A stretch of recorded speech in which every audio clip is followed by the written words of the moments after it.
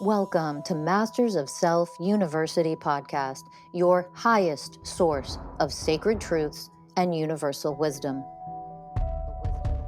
Hello, beautiful souls. I'm Rachel Fiori, mystic, spiritual teacher, psychic healer, and founder of Masters of Self University.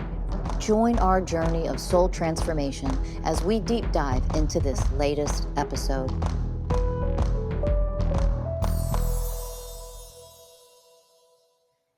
Danny and I will be holding our first How to Open Your Heart Energetic workshop on 8/8 Lionsgate portal. Yeah, it's going to be next week for anyone that's listening when this date is released. Mm-hmm. So join us. It's going to be fun. There's going to be some introductory teachings all on opening your heart, subtle energies. We're going to do a heart activation, everyone in the group, full guidance. And then we're going to go into some live Q&As. Yes, and there will be a special gift for anybody who comes into the event. It's only $22. You can check out the link in the podcast bios or check us out on Instagram. And we hope to see you all there. And let's open our hearts together and just begin the change within ourselves. Yeah, 8/8 is obviously a day of huge energetic manifestation, importance, high energy. So we thought, what better day to get together with all of the MSU community to come together in oneness and start to open our hearts together and really bring in this 8/8 Lionsgate portal. Yeah. Hey, everyone, and welcome to another episode of the Masters of Self University podcast. I'm your host, Ellie Lee. And I'm your host, Danny Morley. And today I really want to share a story that I experienced that I didn't think was going to ultimately become a lesson. That's the thing. I have to just constantly prepare for what's being presented to me because, man, it could be like the simplest thing and then it turns into like a big thing. And so here at Master of Self University, a lot of certified coaches just got certified. They moved through a 6-month program. Shout out to all the newly certified coaches. They're amazing. Yeah. And one of them in particular, I was, talking to her because right now there's a whole interview process that they're moving through and things like that. And I reached out to her and I was like, oh, how are you feeling about everything? And she said to me, I'm feeling really nervous about the whole thing. And I could feel her nervousness through her response. I could feel the energy of it. And as soon as I felt that, my response back to her was, oh my God, you're amazing and you slayed over the past 6 months and like, you're good. Right. And then I casually mentioned that in a meeting to our CEO, Rachel Fiori. And Fiori just kind of took this moment and looked at me and said, so did you just see what you did? And it was this beautiful teaching moment for me to see what I just did to this coach, which is totally dismiss and negate the fact that she felt nervous, that she felt insecure, whatever she was feeling. And quickly I masked all of that with, oh, but you're amazing and you're so great. And I really had to go into all of that and see where that rooted from. Which was true. What you said was true, Mm-hmm. but it's disempowering them to go into what it is that they're actually feeling. Yep. Mm-hmm. It's that positive vibes. Oh, well, let's just look at the positive things. Well, what about what's coming up right now? Because it's not positive, it's negative. Mm-hmm. Yep. So I had to do some work on it, big time. And where I got down to was my dad has always been about positivity. So growing up, of course, like his soul had a daughter who was so emotional and so sensitive. And while my father is he's always been a very kind man. That's what I like really remember of him growing up. But now that I look back, like he's always been very emotionally fragile. And I would say that's probably most men, right, that are in the world, emotionally fragile. And so he couldn't ever handle if any of us were having a hard time.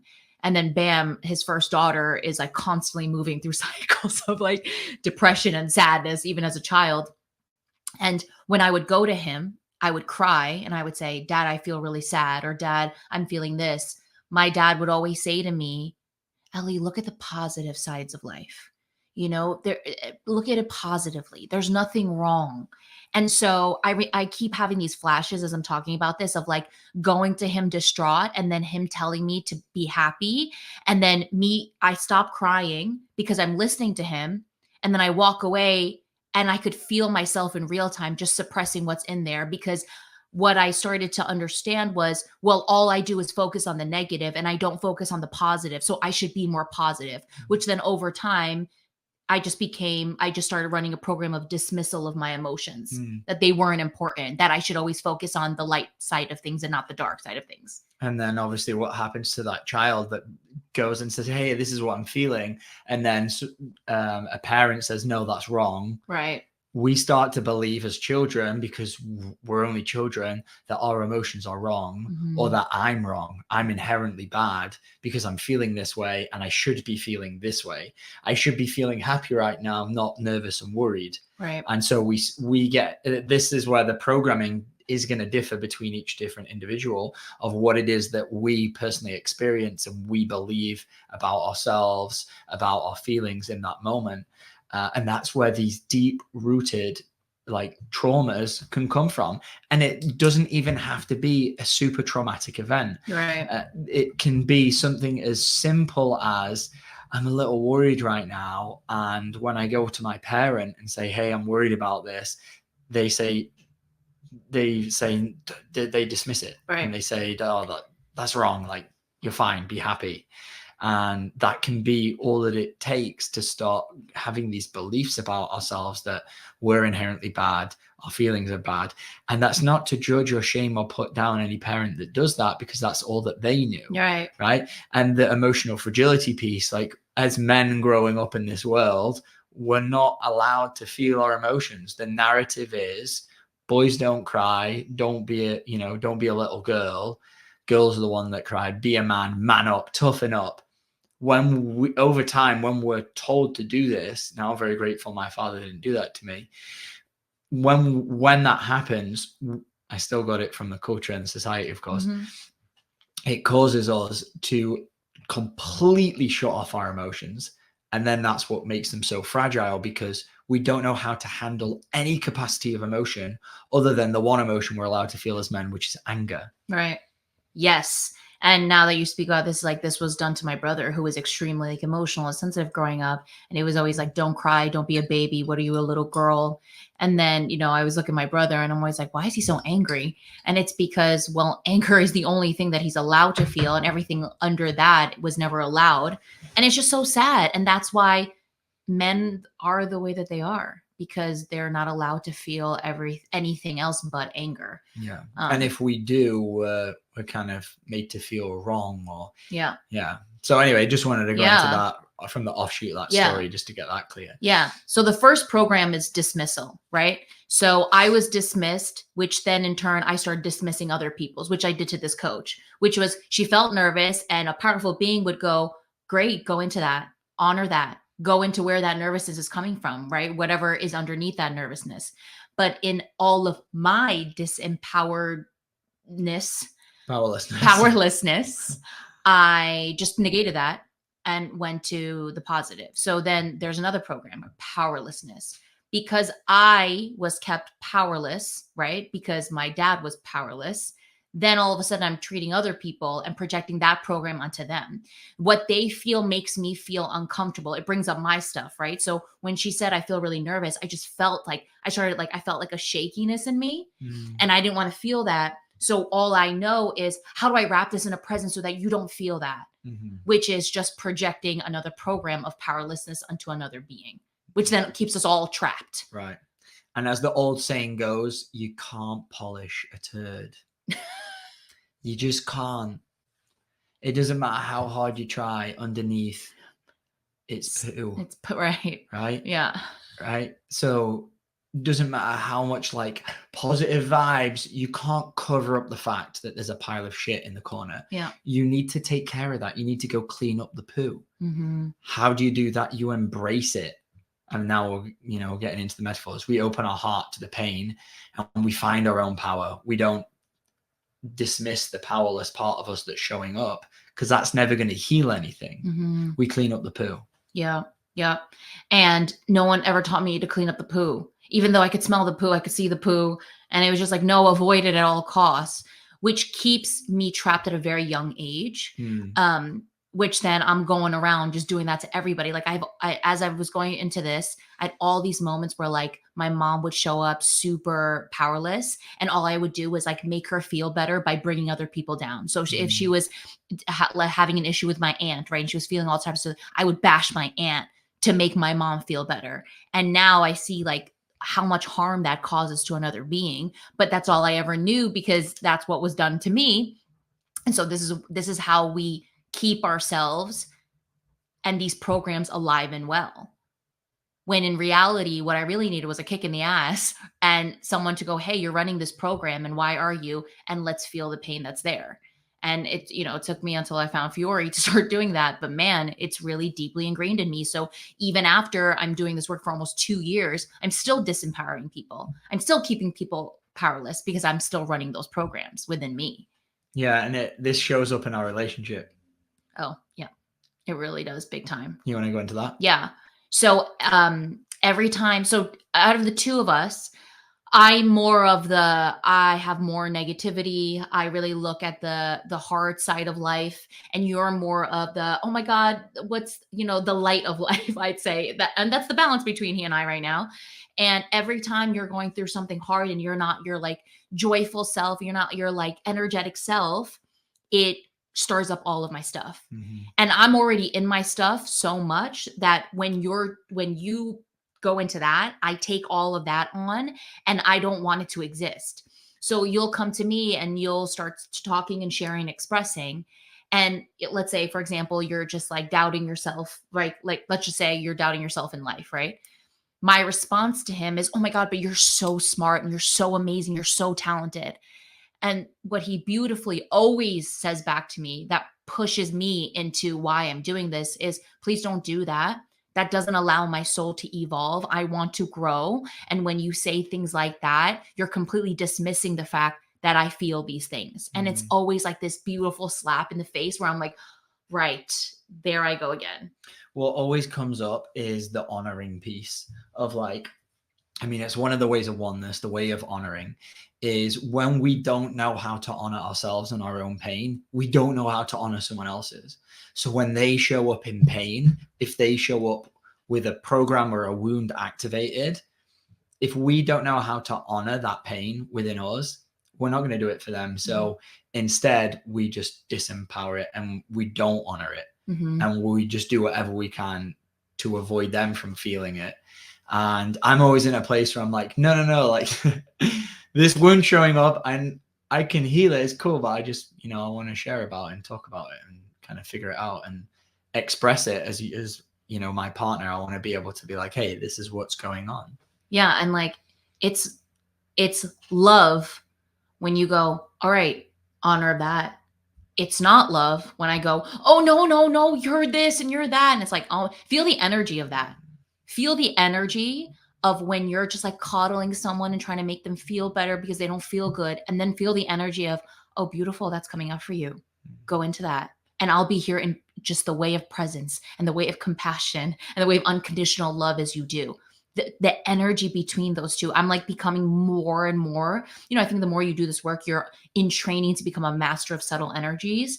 And now I can feel like, oh, that feels really low and weak. And then when I go, I'm right here, like whatever you need as you move through this, I will be the way of presence. That's power. And that's what I really, my soul is like, that's what we want to be, Ellie. But these programs need to be transformed in order for me to step into that completely. Yeah. And there are ways that I show up in this disempowering way. One we've made videos on social media before, which is the Mr. Fix-It program, which is super common in men. And this goes back to the emotional fragility piece. So as a man, like when a woman normally shows up in all of her emotion and we get a bit freaked out by it, it's very common. I am speaking generalizations for a Mr. Fix-It program to come on, which is just to offer a solution. So instead of honoring the pain that comes up, all we want to do is take that pain away. And this, anyone can run this program.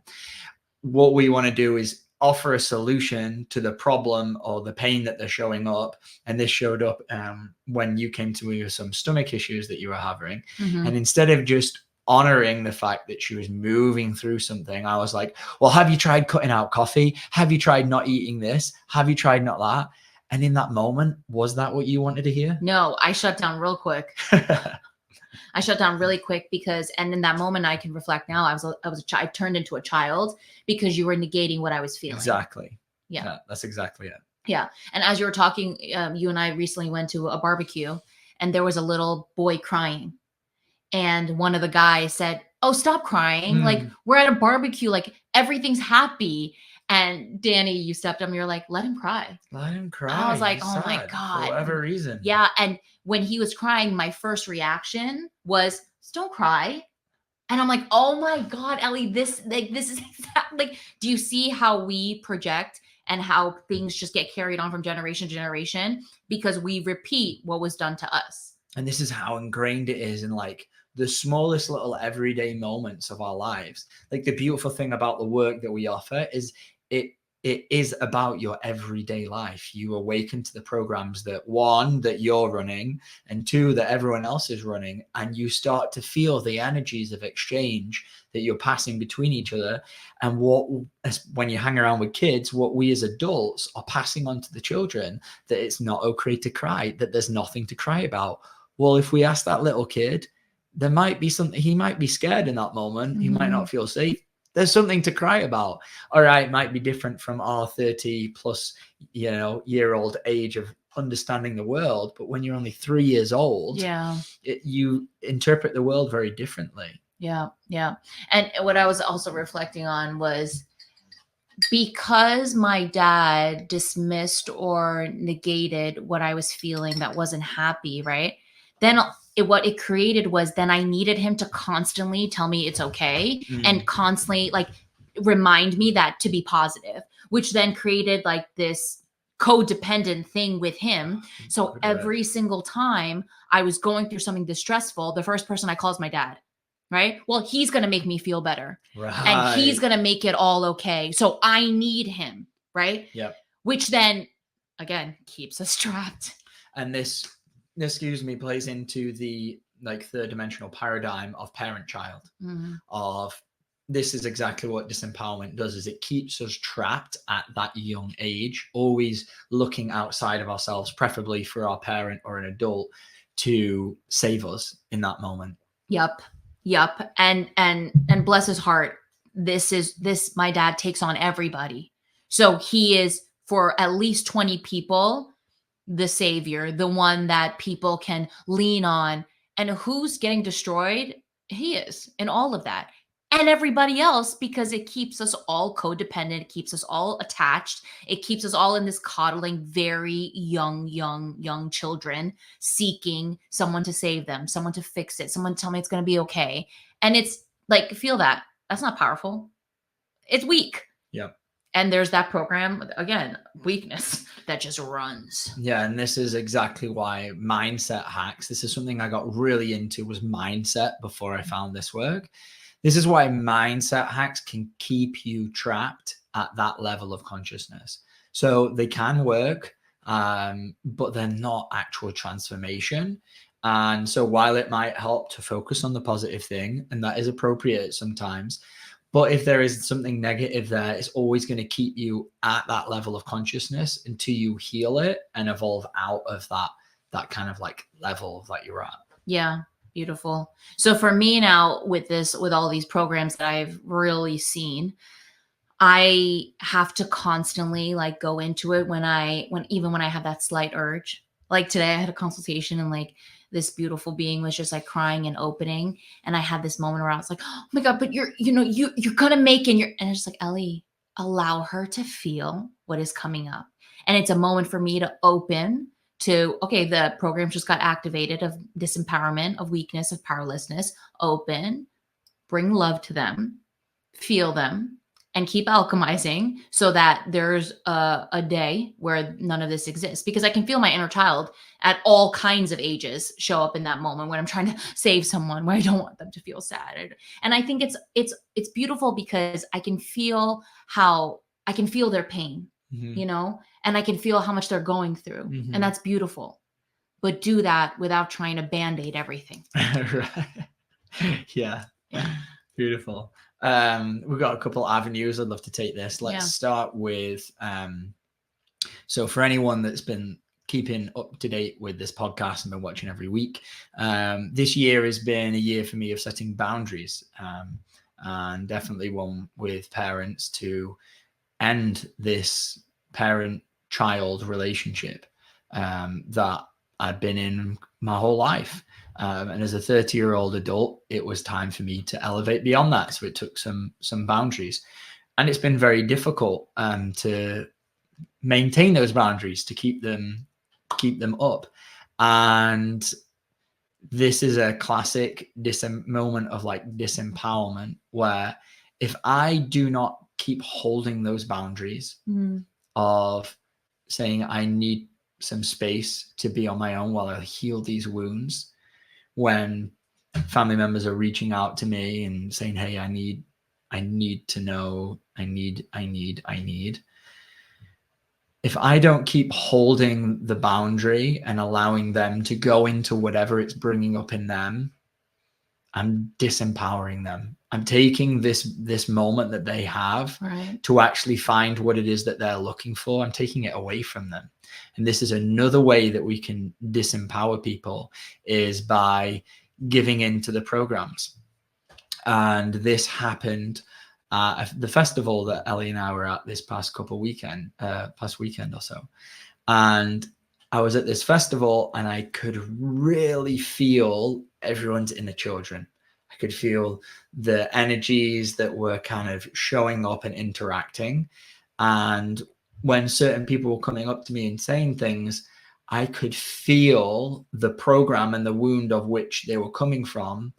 And I could feel that an old version of me would have complimented them back or validated whatever it particularly was that they were saying.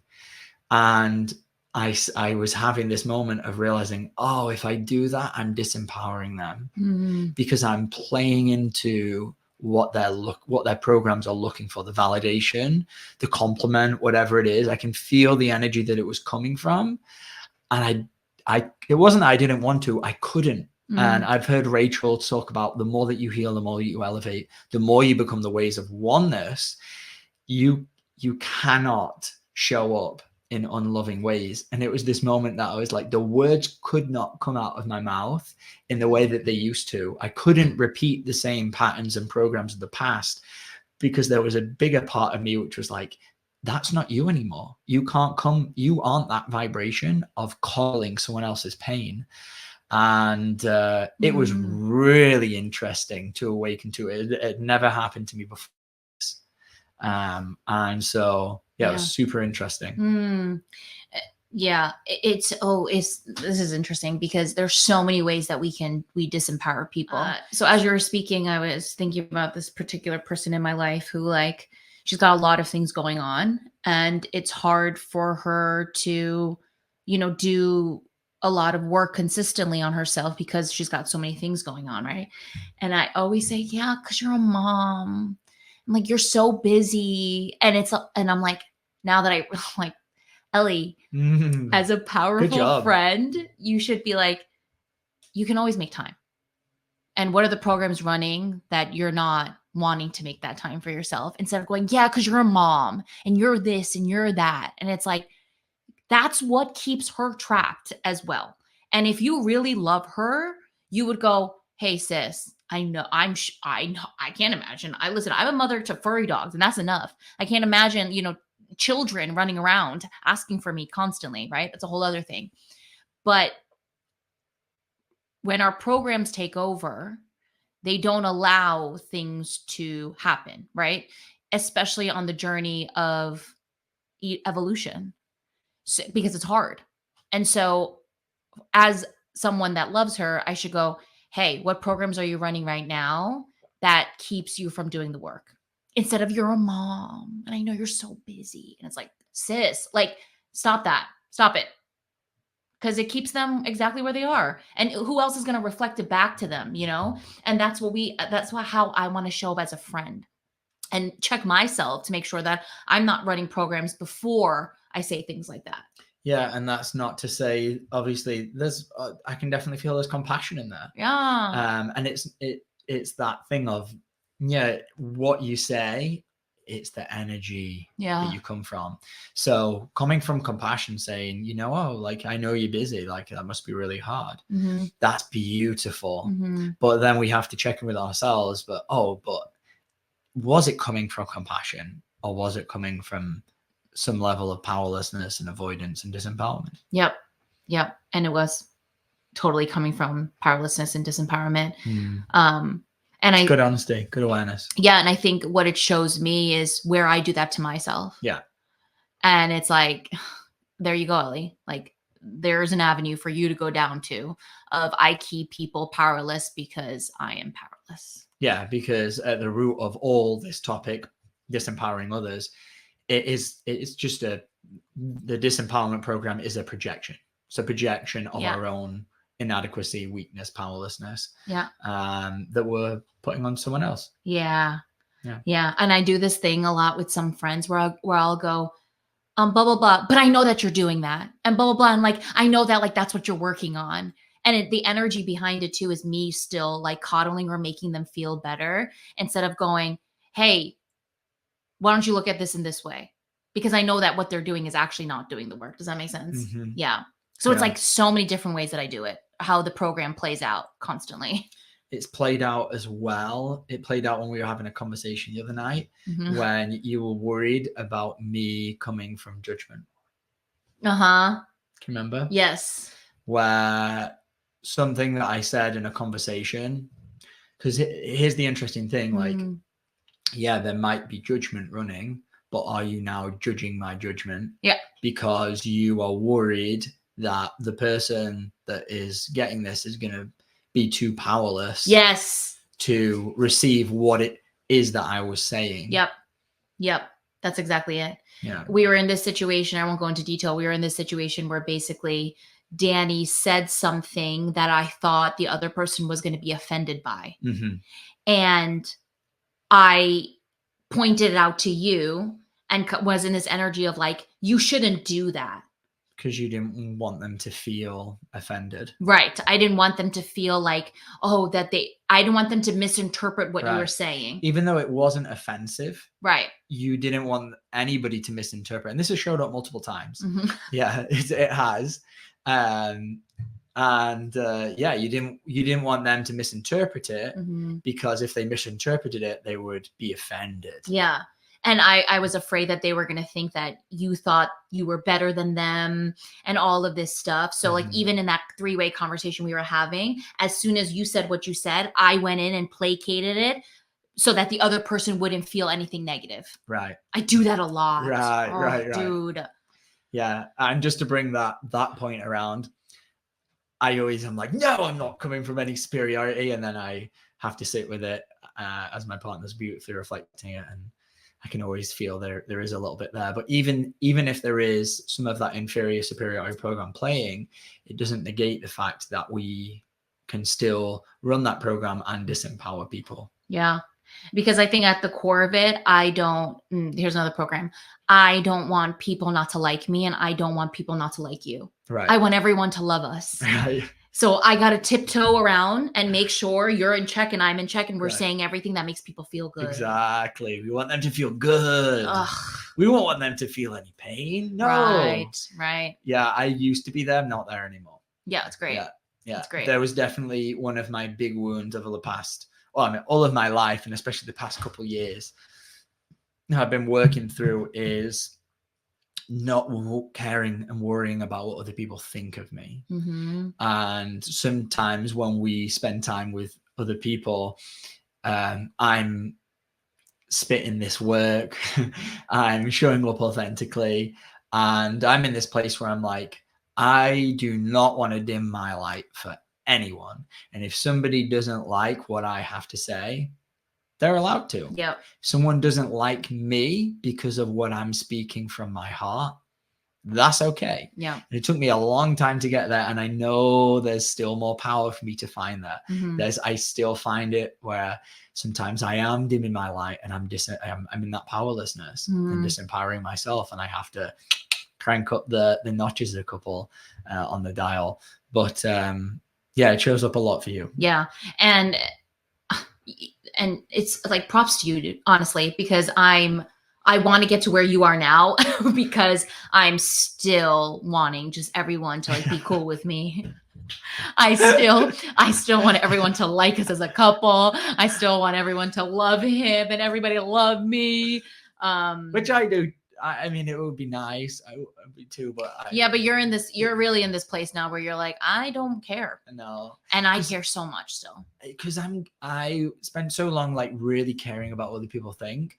And now I'm in more of this energy of I'm good on my own. And I needed people in the past. That's why I really cared about what they think. And the more that you heal and do this work, the less you need the approval, or you need a connection, or you need something else, something for you from somebody else. The more that you do this internal work, the less you need from other people. And it's just that Ellie, like my journey in this life is with this work is shorter and faster, and Ellie's is longer and more deep. So that's what we're kind of just going different paces with this work, because I had less to work through. Ellie has more to work through. I think she's more sensitive than I am. She's more highly sensitive. So there's more programs, more wounding in there, more power for her to find, which is why we're kind of on different levels with this particular kind of program. Yeah. Just for everyone's going to be on their own path. This is why no healing journey is the same. No. Even Ellie and I, like, there's so many commonalities, and you know, we're on this path together, but it doesn't matter where you are. You're going to be going at different speeds depending on what wounding and programs you have. Yeah. And how willing and devoted you are. Yeah. And for me, and I've shared this a lot with you, there's always been something about me that triggers people. And I could literally eating a salad, minding my own damn business. And then the friend in front of me all of a sudden starts like going in on me and like digging, like just putting me down. And like, this is something that I have experienced so much in my life. There's something about my energetic fields that just triggers people. And so I've always known this and not understood what was going on. So I've always been so careful to like tread lightly and to like make sure that I'm likable and everybody loves me and nobody has a problem with me. And when people have a problem with me, how can I fix it? How can I be better? And then I get into this and then the people pleasing programs, births. And then I got to mask who I really am. Then I got to fake it. And then I'm not genuinely and authentically who I really am, which is I just want to be real and like raw. And so I've learned over time how to do that because of the fact that I just naturally trigger people. It's so funny because what I feel from you and who you are at your core and like what I see as your soul is the complete opposite of a people pleaser. Is like this trailblazer, like powerful, like double Aries, like, well, let's go, right?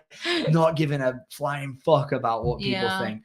And so when you show up that way, it always takes me back because I'm like, damn, that's not the girl that I see. That's not who I feel from you. But then it's that moment of like, because that isn't her. It's right now there's a program playing of some sort of like powerlessness, people pleaser, disempowerment, like that's coming through. And that isn't her because our programs, that's not who we are. Who we are is a divine being. Who we are is unconditional love. Who we are is powerful, not powerless. So when those programs show up, I'm like, who is this girl? This ain't you. It's strange to be an observer of. Yeah, and it's strange to play them out because it is going against. I can feel that too. It's going against like I can totally feel this like who I really am is I don't give an F.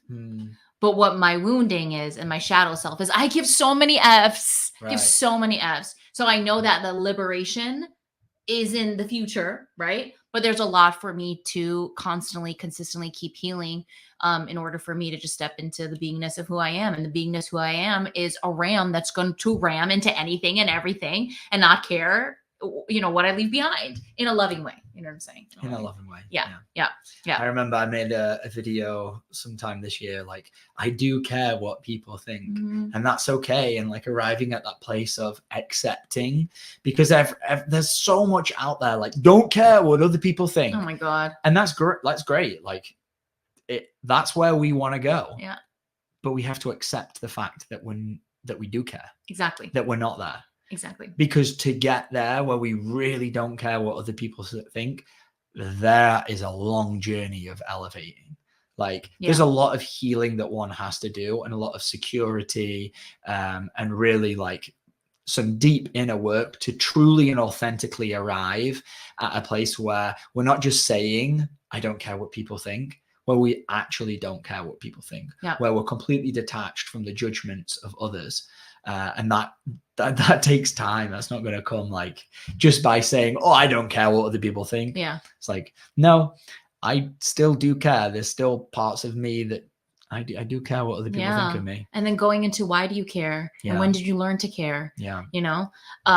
When you were talking about that, I was like, oh, this is what I used to reprogram my subconscious mind with. I used to write things like, I'm amazing. I don't care what people think. I am great. And it's like, I used to repeat that stuff over and over to me. And let me tell you something, it didn't heal anything. Okay. Yeah. Because clearly it's something that I'm actively working on. And that's why it's like, you can't just trick yourself into believing something that the energies are saying you are not. We need to heal these energies that keep you in the disempowerment and all of these things to organically then get to a place where you're just back into who you really are, which is a powerful being of light.